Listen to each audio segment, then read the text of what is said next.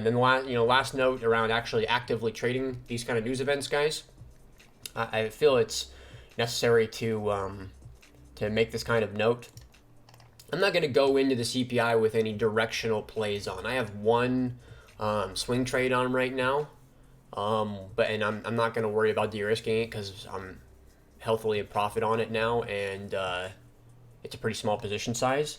But the tip is that when we go into these events, you don't want to go into them with too much of a preconceived idea of how you want to trade it and stuff.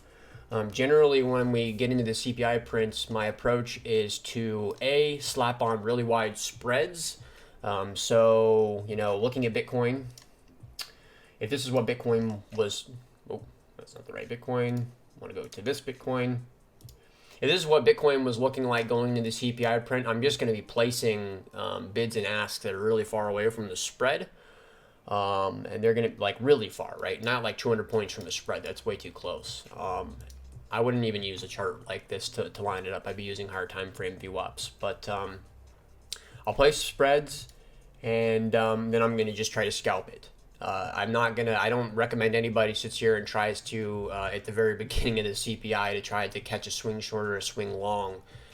You're going to get shit whips out of you, especially if you do it. You don't want to hold that position before the event. You want to put it on after or during the event, right? So if we get a whipsaw, you play into it. You guys, it's pretty easy to find these kind of news events too. You're welcome. You ready for this? Just go to Forex Factory. It tells you all the major news events. You can even filter by how dramatic they will be. So I basically only turned on the orange and red. I don't really care about the gray and yellow. There you go. That's how we do the news event shit, guys. It's not anything crazy. I'm not sitting here scouring the internet for it. I just go to a website that tells me the answer.